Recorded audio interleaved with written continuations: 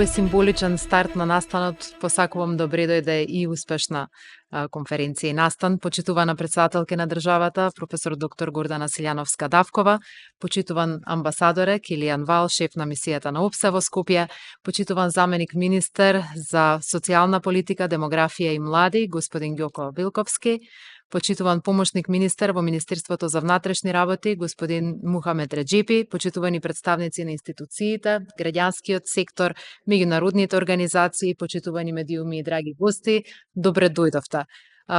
Ви благодариме што сте со нас и што ни се придруживте на овој значаен настан во рамки на 16 дена активизам против родово базирано насилство. Денеска сме собрани за да испратиме една силна порака дека превенцијата од фемицид и зајакнувањето на институционалниот одговор на насилството врз жените е заедничка обврска. Обврска која ја споделуваат државата, меѓународните организации, стручната јавност, но и целото општество. Тука сме за да разговараме за еден од најитните предизвици со кои се соочува нашето општество, а тоа е потребата од спречување на фемицидот преку подобра координација, преку посилни институции и рана интервенција. ОПСЕ е долгогодишен партнер на националните институции во јакнењето на одговорот кон насилството врз жените, а денешното представување се надоврзува на годините заеднички напори.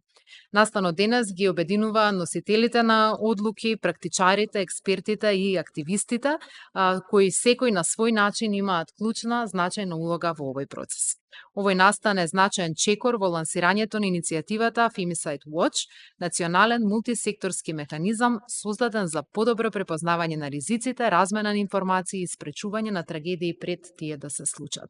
Ке слушнаме мислење од представници на државните институции, граѓанскиот сектор, полицијата, судството и социјалните служби. Поканивме личности кои имаат важна улога во напредувањето на институционалниот одговор на родово базирано насилство, секој од нив со свое сопствено искуство, перспектива и лидерство во создавањето поефективни механизми за превенција во земјата. Ми представува особена чест на почеток да го најавам човекот кој континуирано ја поддржува оваа тема и институционалните реформи во земјата, амбасадорот Килијан Вал, шеф на мисијата на ОПСЕ во Скопје. Повелете. Thank you very much indeed.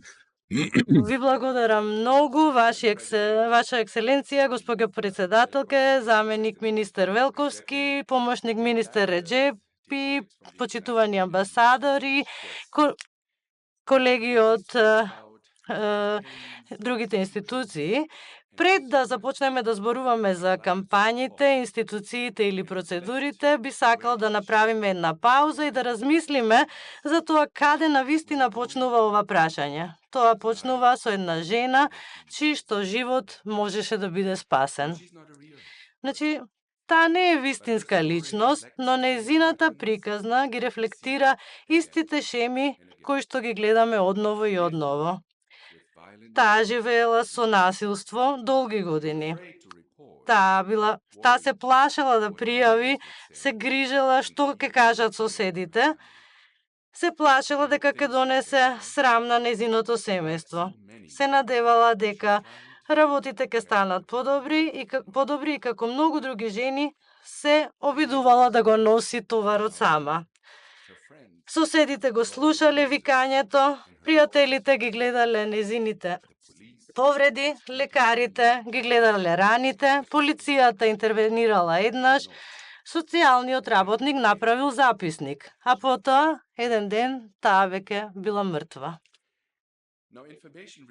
Информации за тоа останале во различни фајлови, во различни досиеа, во различни институции, но никогаш не направиле една целосна слика за опасностите со кои што таа се соочувала. Ризикот никогаш не бил целосно проценет, а системот, односно ние сите заедно и посебно, не сме успеале да ја заштитиме. Ваквите трагедии не се случуваат само во Северна Македонија. Тоа е една тажна приказна што се случува насекаде низ светот и токму затоа оваа кампања е глобална кампања. Но, иако станува збор за глобална кампања, ние лично треба да се запрашаме што е она што ние сме го направиле за да спречиме такви случаи. Тука, во нашето соседство, во нашите заедници. Анализата на фемицидите во Северна Македонија, која што беше спроведена од страна на Хелсинскиот комитет и од Националната мрежа за спречување насилство против жените, ги направија овие шеми болно јасни. Односно дека станува збор за долгорочна злоупотреба која што не влегла во официјалните записници, ризици кои што биле видливи но не биле проценети, недоследна правна квалификација на делото и јазови и празнини во комуникацијата помеѓу институциите. Значи, токму како одговор на овие системски јазови е креирана платформата, која што е систем кој што е дизајниран за да ни помогне како да разбереме и да бидеме подобри во нашиот одговор. Станува збор за систем кој што на едно место заедно ги става проверените информации од полицијата, обвинителите, судовите, социјалните служби, здравствените установи и граѓанското општество. Целта на системот е јасна: да се трансформираат фрагментираните информации во една кохерентна слика, на тој начин овозможувајќи им на институциите да видат, да разберат каде системот ги изневерува жените и како да се делува во текот на целиот синџир на настани. Тука би сакал да бидам јасен. Ова не е истражна алатка и не ги заменува институционалните обврски. Не е само веб страница. Станува збор за алатка, за отчетност, рано предупредување и учење и координирани активности. Централна компонента на оваа иницијатива е мултисекторското работно тело, кое што игра клучна улога, односно да ги разгледа сите случаи на фемицид од последната декада и да се извлечат заклучоци, така што институционалните празнини можат да се адресираат врз основа на реални студии на случај, а не на предпоставки. Исто така, ова не е правен лек, ниту пак алатка за превенција. Улогата на системот е да ги донесе институциите на едно место, на еден структуриран, координиран начин, со цел да се осигури дека шемите кои што ги гледавме во минатото нема да се повторат. Но вистинската превенција почнува многу пред да се состане работното тело. Таа почнува со рана идентификација на ризиците, со институции кои што споделуваат информации, со навремени интервенции и со храброст да се делува кога ќе се појават знаците за опасност. Thank you, Ambassador, for your work and for your dedication, strong dedication on helping the institutions on this topic. Министерството за социјална политика, демографија и млади има клучна улога во спречувањето фемицид, затоа што токму преку социјалните служби се врши раната проценка на ризик, итната заштита на жртвите и координацијата меѓу институциите кои треба да спречат трагичен исход. Го поканувам заменик министерот за социјална политика, демографија и млади Ѓоко Вилковски да ни се обрати. Благодарам, почитувана председателка, госпоѓа Силјановска-Давкова, почитуван шеф на амбасадата и шеф на мисијата на ОВСЕ, господин Вал, почитуван помошник на Министерството за одбор за Европска унија и меѓународна соработка, господин Реджепи. Слави се ти благодарам за денешната можност да бидеме дел од токму од ова дискусија. До сите присутни владени и останати организации кои што се денеска со нас присутни представниците. Навистина ми представува особено чест што сме словени денеска тука на ова место со заедничка цел да преземеме конкретни значајни чекори во борбата пред се против едно од најтешките општествени зла, а тоа е насилство врз жените и семејното насилство. На почетокот дозволете ми да се заблагодарам уште еднаш за поканата да бидам дел од овој настан. Ова уште една важна можност да се навратиме на темата која и покрај оној напредок кој што го правиме како држава, се уште бара внимание, посветеност и несопирлива борба. Насилството врз жените представува директно нарушување на човековите права и затоа секој од нас има одговорност да делува по однос на исто. Насилството врз жените и семејното насилство се појавуваат во најразлични форми и се присутни во сите општества без исклучок. Некогаш се видливи, некогаш се заткриени зад зидовите на тишината, но секогаш се присутни. И затоа молкот не сме да биде опција повеќе. Нашата обврска е да го препознаеме насилството, да реагираме и да делуваме како институции и луѓе. Причините за насилството врз жените често произлегуваат длабоко од вкоренетоста на нееднаквоста помеѓу жените и мажите, од погрешно поставените родови улоги и од стереотипите кои го оправдуваат насилното однесување. Особено семејното насилство се темели на традиционално сваќање на улогите во домот, кои со децении го ограничувале гласот на жената. Но општествените норми се менуваат тогаш кога ние ќе одлучиме дека повеќе нема толеранција за вакво насилство. Фемицидот не е несреќа, не е љубомора, не е ниту изолиран конфликт. Тоа е убиство на жена само затоа што е жена.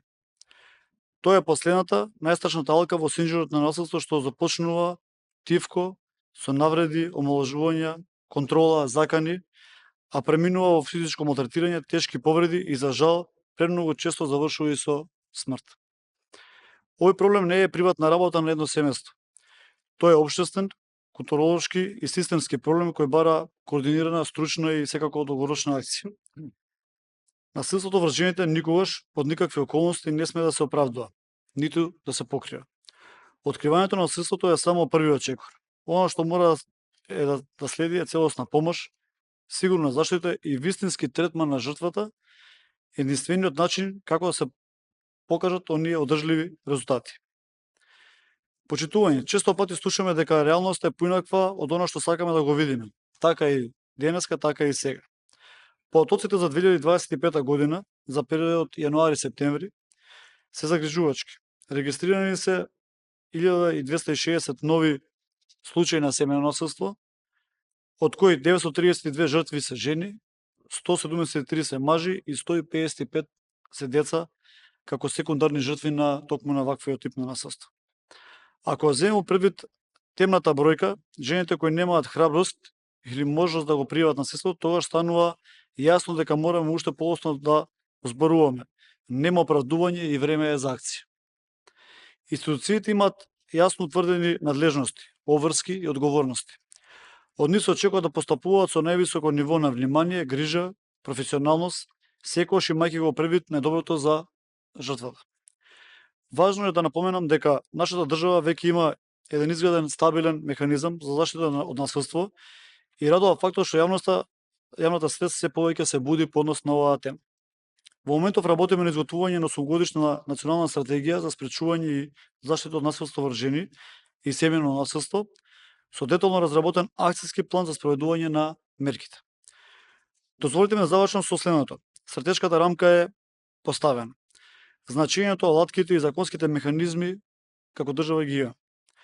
Но само заедно институциите, невладините организации, локалните самоуправи, стручните лица и сите партнери кои што ги имаме, можеме да создадеме општество во кое жените ќе бидат безбедни. Министерството за социјална политика, демографија и млади, како и владата на Република Македонија, остануваат целосно посветени на обезбедување на брза и ефикасна заштита, целосна поддршка за жртвите и ефикасната превенција. Да изградиме општество во кое насилството нема место денес, утре и секогаш. Благодарам. Благодарам, заменик министар Вилковски. Улогата на Министерството за внатрешни работи очигледно е од суштинско значење во овој дел. Тоа е првата институција која реагира при пријавите на насилство, обезбедува заштита на жртвите и спречува ескалација на најтешките облици на родово базирано насилство. Чест ми е да го поздравам помошникот министер во Министерството за внатрешни работи, господинот Муамет Реджепи, и да го повикам да се обрати на панелот. Благодарам, господја Арсова. Почитувана и драга председателка господја Силјановска-Давкова, sehr geehrte Herren Botschafter, Ваша Екселенција амбасадор Вал, почитуван заменик министер Ѓоко Вилковски, почитувани представници на институциите, почитувани меѓународни партнери, членови на граѓанскиот сектор, медиуми, драги гости. И за нас, како Министерство за внатрешни работи, ова е од големо значење и со задоволство сакам да се обратам на овој значаен собир. Заедно денес и официјално го означуваме почетокот на глобалната кампања 16 дена активизам против родово базирано насилство. Исто така ја лансираме платформата Femicide Watch, алатка што представува важен исчекор за нашата земја во градењето, системски, координиран и ефективен одговор на насилството врз жените. Овој настан представува значаен неопходен чекор напред во зајакнувањето на националниот одговор и родово базирано насилство во создавање систем што навистина штити, систем што препознава, реагира и превенира. Ова не е тема за која смееме да молчиме. Напротив, ова е тема што повикува на итна акција, обединети напори и цврста посветеност кон трајни општествени промени, кој фемицидот како убиството на жени единствено поради нивниот пол, што представува најекстремниот, најтрагичниот облик на насилството врз жените.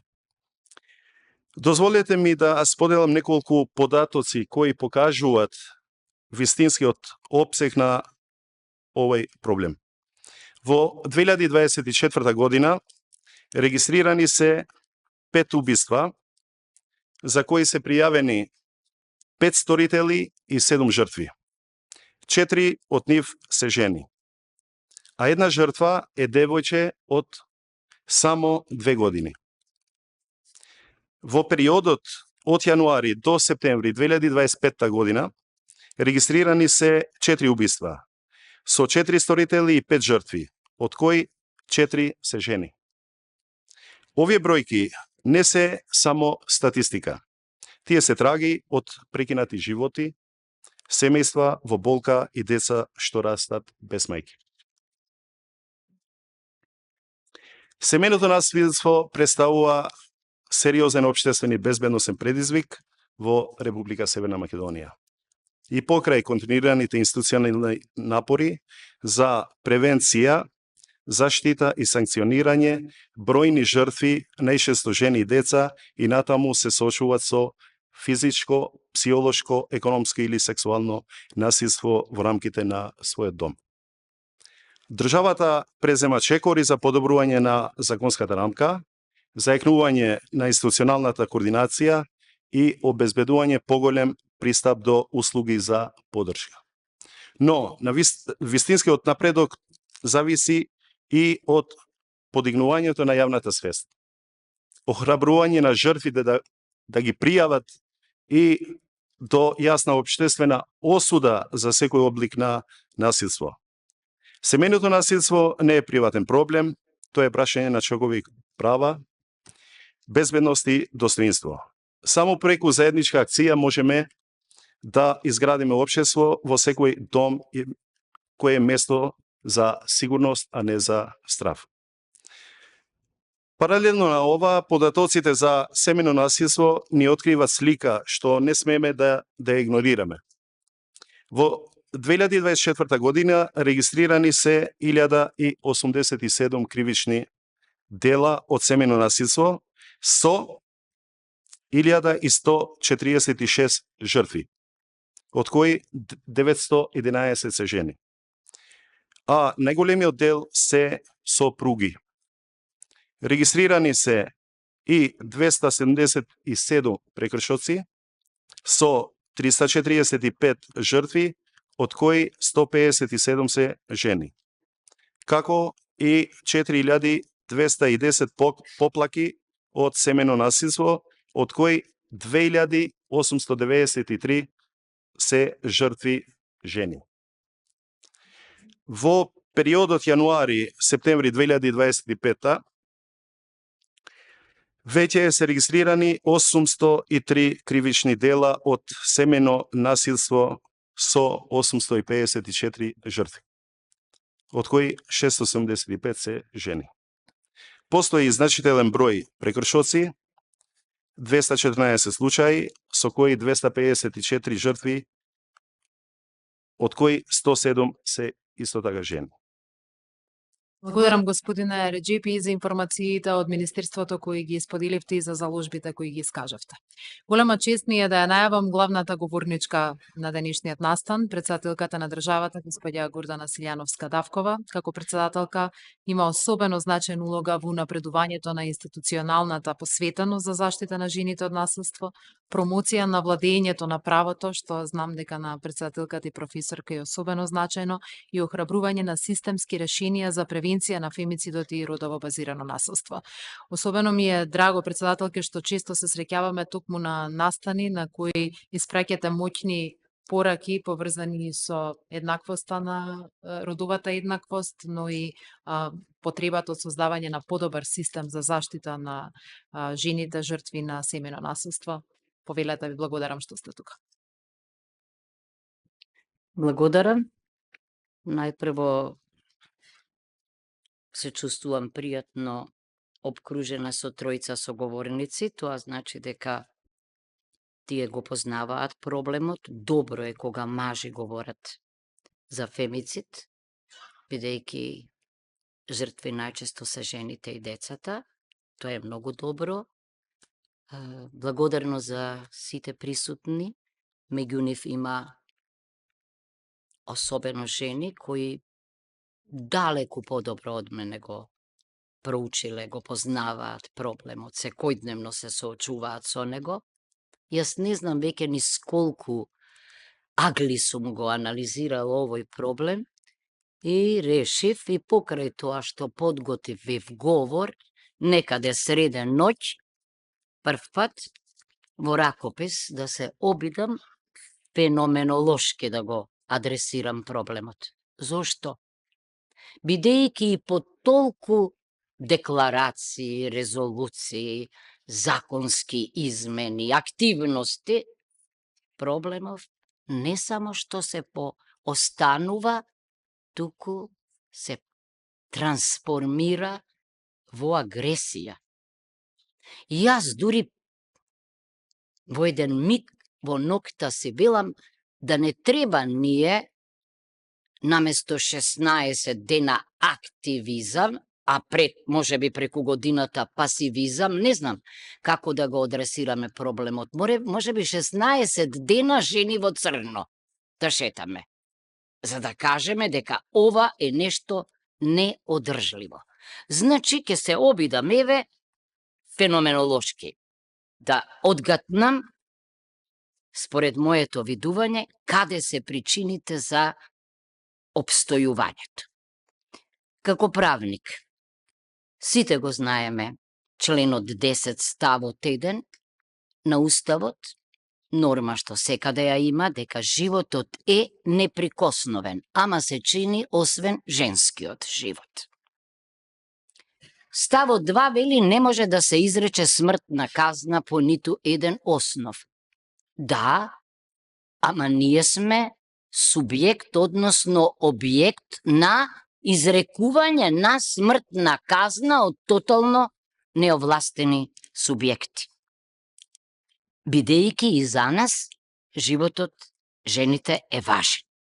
Животот е наш и ние имаме право да го живееме така како што сакаме по свое.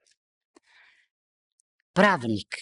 И членот 11 гарантира неприкосновеност на физичкиот и моралниот интегритет на човекот, значи и на жената, од и женските права се човекови права, но нашиот физички и морален интегритет не е заштитен. Се забранува мачење, нечовечко или понижувачко однесување и казнување, но сведоци сме дека тоа многу често се случува, па дури и се толерира. Се забранува присилна работа, но ние, јас не знам колку работи се уште извршуваме. Искрено, имав голема надеж во 2023 година со измените во кривичниот законник, кога го регулиравме родово заснованото насилство, дека сме на прав пат и дека ќе дојде до намалување на фемицидот. Не се случи тоа. Напротив. Значи, она што мене ми е болно, гледам овде и судики, луѓе од правната фела, што многу често не се третира во постапката како квалификувано кривично дело, туку како убиство, и тоа по мене грозоморно убиство, зошто само заради и главно заради тоа што сме жени. Значи, тоа е за мене неочекувано. Мислам дека фемицидот не е случаен и дека на некој начин е една ужасна круна на претходното толерирање на насилство од различен вид. Донесовме закон за спречување и заштита од насилство и семејно насилство. Меѓутоа, тоа е реалност. Значи, отвара пат за нешто уште пострашно, доколку се толерира, доколку не се лекува и доколку му се остава простор за развој. Уште еднаш сакам да се заблагодарам на учесниците во првиот панел и да ве поканам да продолжите да ја следите дискусијата, а на сцената да ги поканам учесниците во вториот панел, кои ќе може да ни дадат своји перспективи и своји искуства за справувањето со овој проблем. Ви благодарам многу. Почитувани учесници во вториот панел, ви благодарам што се вклучувате во овој значаен настан. За почеток ќе ве представам, иако особено во ова обкружување сите вие сте препознатливи по своите ангажмани и активности токму на оваа тема. Господја Јуранија Пировска, Македонски Хелсиншки комитет, обвинителка Фатиме Фетаи од Висше јавно обвинителство, судика Габриела Гајдова, Апелационен суд Скопје, Светлана Цветковска, раководителка на Оделението за еднакви можности во Министерството за социјална политика, демографија и млади, и Елена Димушевска, Национална мрежа против насилство врз жени и семејно насилство. Во оваа панел дискусија ќе се обидеме да дадеме одговори на проблемот, една од најкритичните карики во системот за заштита, патот од пријавата на насилство до спречувањето на фемицид. Иако секое насилство почнува со одредени предупредувачки знаци, премногу често овие сигнали остануваат или непрепознаени или неповрзани помеѓу институциите. Токму затоа Femicide Watch представува важен механизам за појасна слика, порано препознавање на ризикот и поефикасна заштита. Господја Пировска, повелата, можеби би било добро една слика на активностите да ни дадете кои се спроведуваат во моментот во оваа насока. Па добро, јас сега нема да дадам само една слика на тоа што се случува во моментот и што представува проектот, инспирирана нели од и од говорот на председателката. Би кажала јас нешто за тоа како јас го гледам феноменолошки родово базираното насилство во Македонија и поточно фемицидот. Факти. Македонија е општество, мизогино општество. Македонија е општество во кој што жените се повеќе дискриминирани од мажите. Македонија е општество во кој што жените се повеќе жртви на родово базиран говор на омраза од мажите и Македонија е земја во кој што жените се почесто жртви на насилство и смрт, односно фемициди. Многу е просто. Во принцип станува збор за еден дискриминаторски производ. Тоа е фактот дека, односно перцепцијата дека женскиот живот е помалку вреден од машкиот. Дека брачниот партнер, мажот, може, смее и му е дозволено да употреби сила, физичка сила, врз својата сопруга, партнерка, па и екс-партнерка во многу случаи, и да помине неказнет. Дали е тоа вистина? Вистина. Нашето законодавство, од моја гледна точка и од гледна точка на она што го работиме, сметам дека ги покрива сите овие форми и кривични дела, за да може да бидат овие сите форми на насилство санкционирани. Но што се случува во реалност? Мислам дека случаите на кои што бевме, за кои што сведочевме во изминатите месеци, многу еклатантно, многу пластично покажа дека ние имаме проблем со оние кои што го спроведуваат законот. Ако кажете дека и тоа многу често ми се случува во средбисите со представниците на институциите. Ако кажете дека случајот кој што сме го истражувале завршил со смрт, бидејќи Министерството за внатрешни работи не направило правилна проценка за тоа какви форми, односно какви мерки треба да се преземат за да се спречи смрт, односно не проценило дека станува збор за екстремно сериозен случај во кој што драстични мерки треба да се преземат и со тоа би бил спасен животот на една жена, тие ќе ви кажат, ама не, ние го испративме извештајот до обвинителство и обвинителот понатаму не постапи како што требаше и понатаму судот не донесе соодветна одлука. Што сакам да кажам? Дека сето она што ние го правевме до сега, а еден фрагментиран пристап. Граѓанските организации прават едно нешто, значи им помагаат на жртвите на родово базирано насилство да добијат правна помош, да добијат медицински наод за да можат понатаму нели да го процесираат случајот. Министерството за внатрешни работи еве собира податоци, слушнавме некои фантастични бројки кои што тек ќе треба да видиме колку се однесуваат на фемициди, колку на други нели кривични дела. Тоа ќе биде нашата работа. Значи еден некоординиран, несистематски пристап. Никој нема податоци, точни податоци во моментот што се случува. Од тие причини, и ние не измисливме нешто ново, да се разбереме. Femicide Watch платформите постојат во Европа. Тие функционираат во Европа и еве ние ќе бидеме втора земја од регионот. Албанија е прва земја во регионот која што има да речеме една ваква платформа во која и во чие што работно тело учествуваат представници на институции. И јас многу сум благодарна на мисијата на ОПСЕ во Скопје која што ја препозна важноста на овој проект. Ви благодарам, господја Пировска. Мислам дека беше значајно и што се презентираше како ќе изгледа и кои функции практично и ова платформа ќе ги овозможи. Би продолжила со јавната обвинителка Фатиме Фетаи од Вишето јавно обвинителство. Се споменуваше во сите досегашни излагања потребата и од гонење и од одговорност за оние кои се сторители на делата од семејно насилство и најтешкото дело фемицидот. Со кои предизвици се соочувате при гонењето на ваквите кривични дела? Дали е тоа правната квалификација, дали е тоа докажувањето? Што е тоа што како јавни обвинители го имате како предизвик кога станува збор за овие случаи?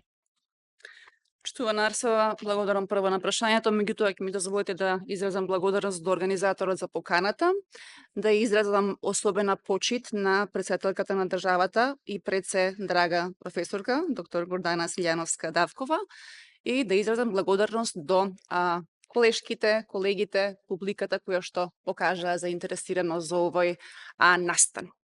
Денес зборуваме за тема која што за жал не представува само правно прашање. Се работи за прашање на човечки живот. Од пријавување насилство до спречување фемицид, системски одговор. Овој настан е потсетник дека зад секоја бројка се крие лице, се крие приказна, се крие дом, се крие живот кој што можел и требало да биде спасен. Фемицидот не започнува со убиство. Започнува многу порано. Со првата навреда, со првата закана, со првиот пат која жената за секој случај ќе остане облечена со дневната облека, првиот пат која незините стравови ќе станат поважни од незините желби. И сакали или не ние да признаеме, да, фемицидот и овие кривични дела се наш заеднички институционален неуспех.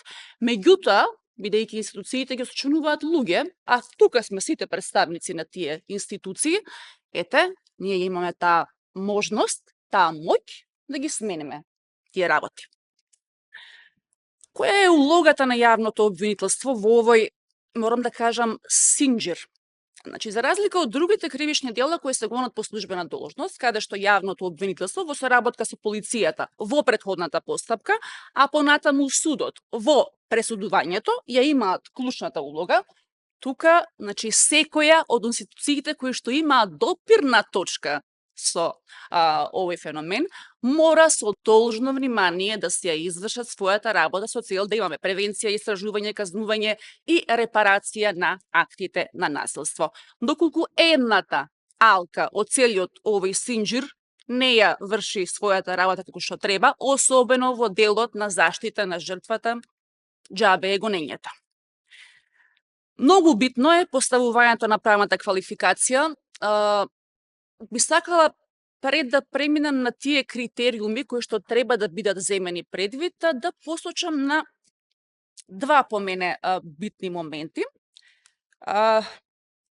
Основните, најрелевантните информации за тоа што се случило, можеме да ги добиеме од самата жртва, се разбира кога се работи за обиди за фемицид или за други кривични дела кои што се родово базирани. Меѓутоа, што се случува во институциите? Какви очекувања имаме ние, како треба да се однесува жртвата?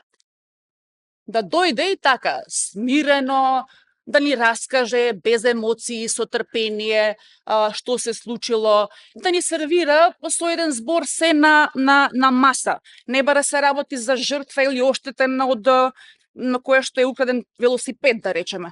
Меѓутоа, тоа не се жртви кои што доаѓаат од имотни деликти, тоа се жртви кои што биле со месеци, со години наназад психички и физички уништувани.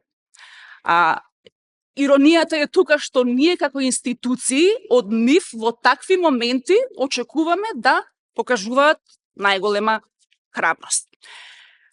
Втор битен момент на кој што треба да посветиме внимание е, знаете, во јавниот дискурс поимот фемицид се користи како општ поим. Се случува некое убиство маж спрема жена и тоа е фемицид. Значи, треба да ни биде јасно. Не секое убиство на жена од маж е фемицид. Не секое тешко телесно повредување или упатена закана од маж спрема жена представува родово базирано насилство.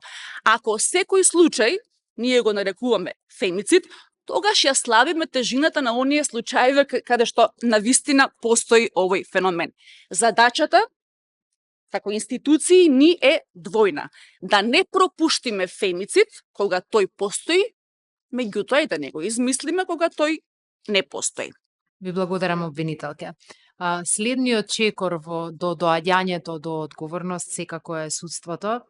Судика Габриела Гајдова, дали судството има потреба да развие некаква построга казнена политика која што би сеела страв кај условно кажано потенцијалните сторители и би представувала таа казнена политика еден вид на превентивна мерка за сторување на ваков тип на кривични дела?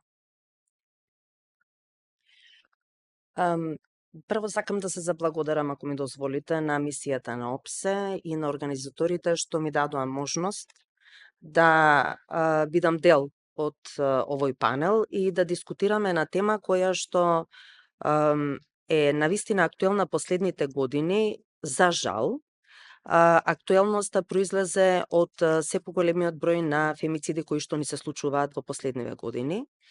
Би сакала да ги поздравам пред се претседателката на државата, мојата драга професорка од факултет, секоја чест на импозантното излагање и мислам дека што и да се каже после тоа веќе е не толку силно како апел до сите институции како треба да постапуваат, да ги поздравам сите присутни колеги и колешки, припадници на невладиниот сектор. Кога станува збор за санкционирањето, тоа е веќе момент кога можеме да кажеме дека некој во тој синџир на институции кои што требало да дадат соодветен одговор на насилството кое што предходело на фемицидот, не ја завршил својата работа до крај, онака како што се очекувало да биде завршена. Санкционирањето има своја улога во превенирањето на фемицидот, меѓутоа кога станува збор за генералната превенција, односно во смисла да се одвратат останатите од извршување на ова кривично дело, меѓутоа веќе некоја жртва е убиена и сега само се зборува она што го кажа и претседателката постфестум. Истражувањата кои што сме ги правеле на темата во нашата држава покажуваат податоци со кои што не можеме многу да се гордееме, а тоа е дека санкциите кога станува збор за ова кривично дело, фемицидот, па и за сите оние кривични дела кои што се извршени во рамки на родово базираното насилство, се движат околу законскиот минимум или со примена на мерките односно одредбите за ублажување на казна одат под законскиот минимум. Кога станува збор за условно кажано полесните кривични дела, а се извршени во родово базиран контекст, неретко се изрекуваат алтернативни мерки, условни осуди. Она што ни се случува последниве години, зголемениот број на фемициди, меѓутоа морам да кажам дека фемицидот не е појава сама по себе, не е феномен сам по себе. На секој фемицид претходи насилство кое што не било препознаено, не бил соодветно проценет ризикот дека тоа може да ескалира во фемицид како најекстремен облик на родово базираното насилство и не бил можеби даден соодветен судски одговор во смисла на изречени соодветни санкции, доволно строги санкции, кои што би го одвратиле сторителот од извршување на понатамошно насилство. Сето ова укажува дека навистина кај нас е потребно да се поостри казнената политика. Сега построгите санкции како би можеле превентивно да делуваат и како би можеле воопшто да делуваат да се спречи фемицидот или да се спречи воопшто оваа појава и воопшто насилството во родово базиран контекст. Ние сите зборуваме дека се работи за проблематика која што бара мултисекторски пристап, кој што бара мултиинституционален пристап. Ова е феномен, ова е феноменологија, ова е проблем кој што не може да го реши само судот или само обвинителството или само Министерството за внатрешни работи, само Министерството за социјална политика. Ова е проблематика која што навистина бара сите овие институции да ги извршуваат своите овластувања и своите задачи во смисла на превенирање, спречување и санкционирање на крај на родово базираното насилство и фемицидот. Строгите санкции како можат да влијаат на целиот овој процес? Прво, се мотивираат жртвите да го пријавуваат насилството. Ако правиме сериозни истражувања, ќе видиме дека многу од жртвите, онаа темна бројка која што ја спомена некој од претходните говорници, не се решаваат да го пријават насилството затоа што едноставно немаат верба во системот. Те велат да, јас ќе го пријавам насилството, ќе се изложам можеби на повторно насилство од партнерот, затоа што нема да му биде драго кога ќе дознае дека е пријавен, затоа што институциите нема да ги преземат потребните чекори во смисла да ме заштитат, да го отстранат можеби сторителот од домот, да ме остават сама, да можам слободно да размислам и да ја детерминирам својата волја, прво дали ќе останам во таа заедница, а второ и дали проактивно ќе учествувам во целиот тој процес и не пријавуваат затоа што на крај ќе кажат јас можам да пријавам, тој ќе заврши со една алтернативна мерка, условна осуда, ќе се врати дома и насилството може само да ескалира. Така што строгите санкции во оваа насока можат да одиграат голема улога, во смисла, пак ќе кажам, да се мотивираат жртвите да го пријават насилството. Ви благодарам многу за вашето излагање и за одговорите на прашањата.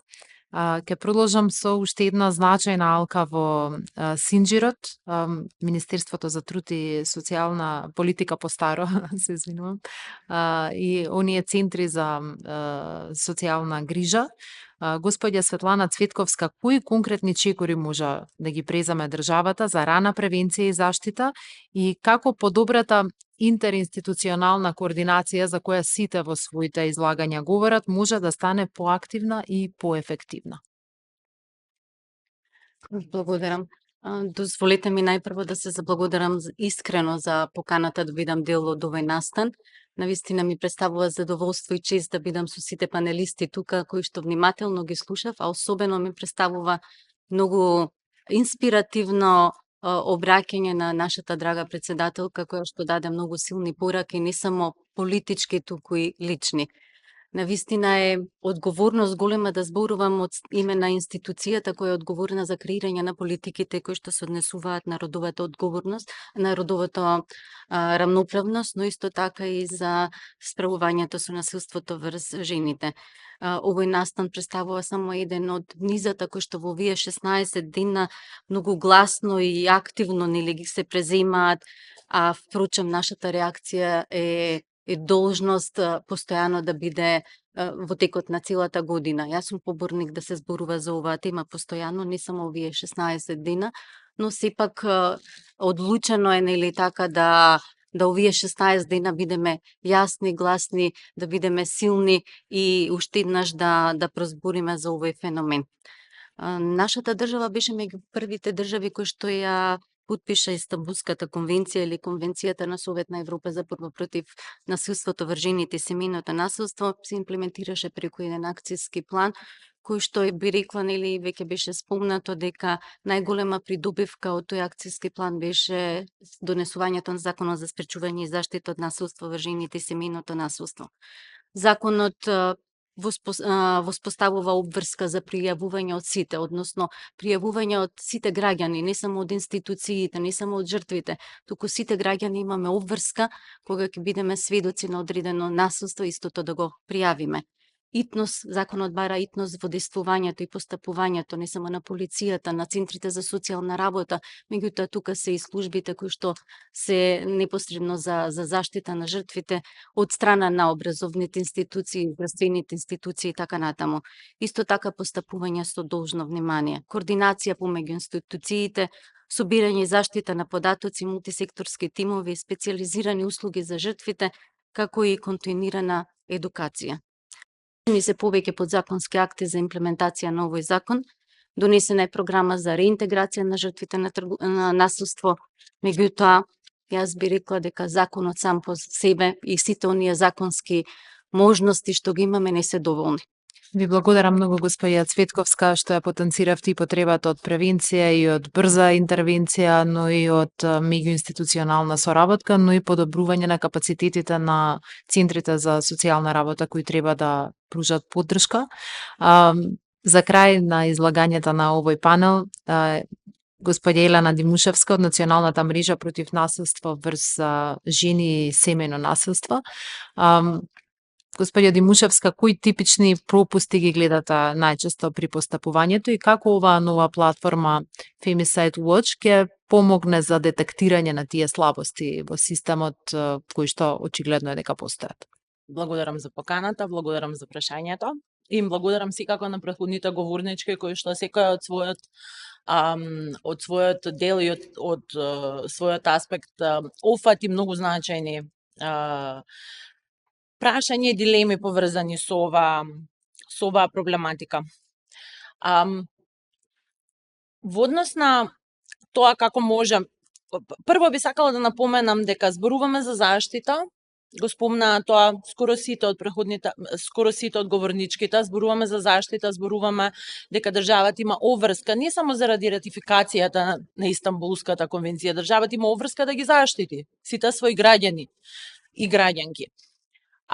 Но за да ги заштити треба да обезбеди доволно ресурси, како што и напомена почитуваната долгогодишна соработничка Светлана од Министерството за труд и социјална политика.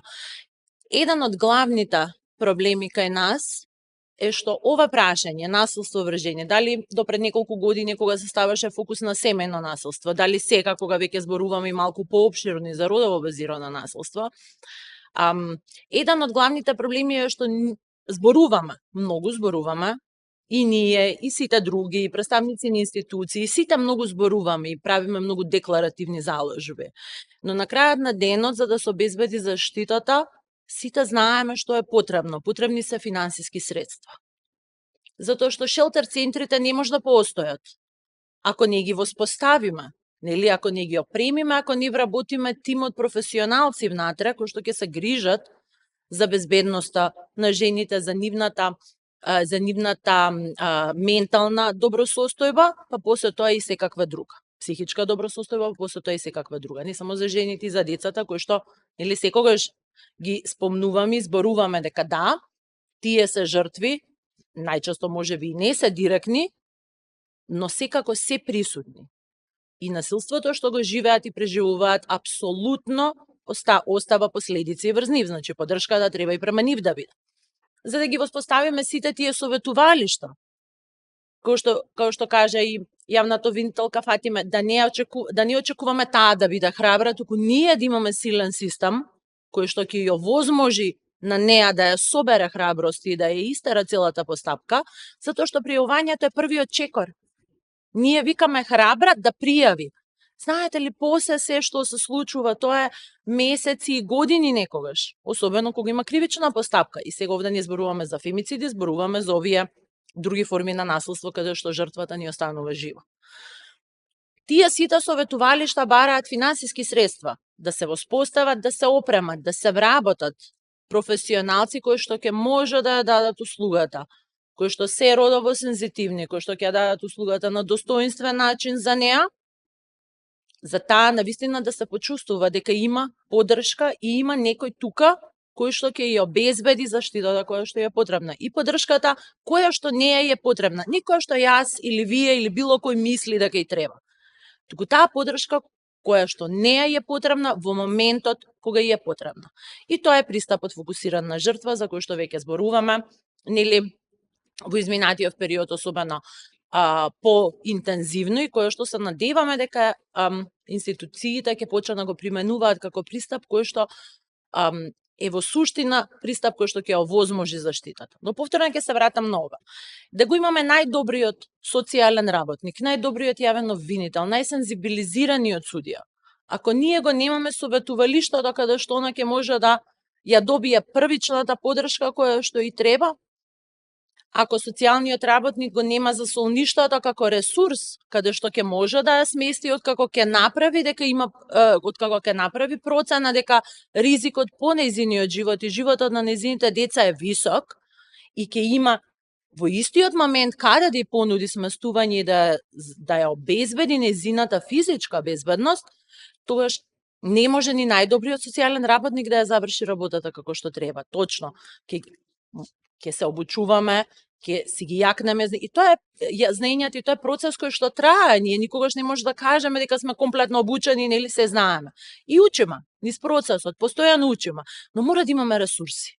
Знаете како од сите излагања денеска печатокот е дека покрај што недостасува соработка, линк помеѓу институциите за да се гарантира дека се она што стои во законите, а сите потврдивте дека законската рамка е солидна, дека недостасуваат пари и луѓе за да сето тоа се спроведе и можеби одредена едукација и сензибилизација и на вклучените, но и на јавноста за тоа што значат овие дела и како може да се спречат. Така што сепак не се ова само заложби, денешниот настан не е само наративен, не е само да споделиме мислење или да искажеме нешто, туку навистина ги посочува точно оние точки во кои сите ние можеме нешто да направиме, нешто да промениме.